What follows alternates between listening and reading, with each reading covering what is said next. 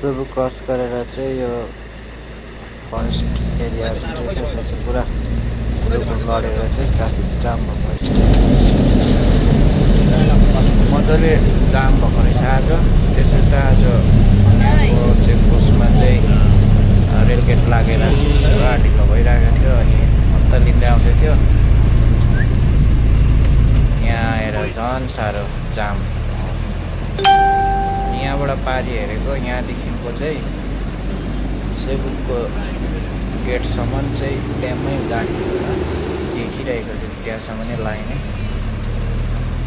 पाँदा फेरि ड्याममै रहेछ एरिया त चाहिँ यस्तो बेसी ट्राफिक चाहिँ देखेको थिइनँ होइन। त्यो भएर चाहिँ हल्का भिडियो बनाइदिएको।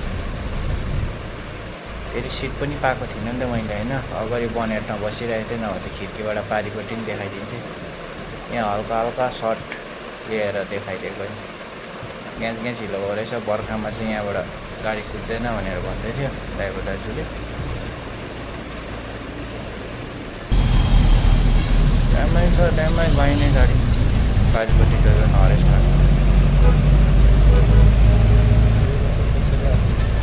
यहाँ चाहिँ ठिकैको रहेछ। जाम हुँदैछ, रोकिँदै गएको। ल अहिले चाहिँ हामी देख्नुभयो होला कहाँ आइपुग्यो, टिस्टा आइपुग्यौँ हामी। बाघपुल आइपुग्यो। रोकेको गाडी वाकै हो। फेरि आज हस्पिटल देखाउनु पर्ने, त्यही माथि ढिलो पाइन्छ गाडी।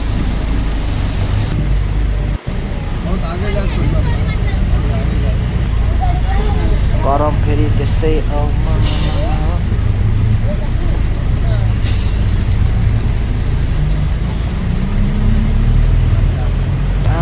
उताबाट ताँत आउँदैछ गाडी, यताबाट ताँत जाँदैछ। आएको छ हो। हामी फेरि गएको छौँ। ल अन्त भिडियोको क्वालिटी कस्तो लाग्यो यसो कमेन्ट पनि गर्नुहोस् है। जतिसक्दो चाहिँ मजाले निकाल्ने कोसिस गरेको हो। बनेट तातेर त्यही माथि फेरि साह्रो परिरहेको। दामी आइरहेको छ।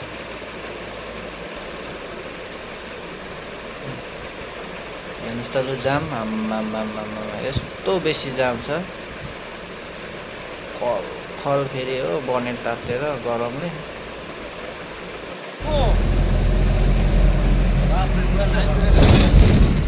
के भएको थिएछ भने चाहिँ यहाँ टक्कै सेबुक क्रस गरेर जङ्गलमा आउँदै त्यस्तो भएको थिएछ।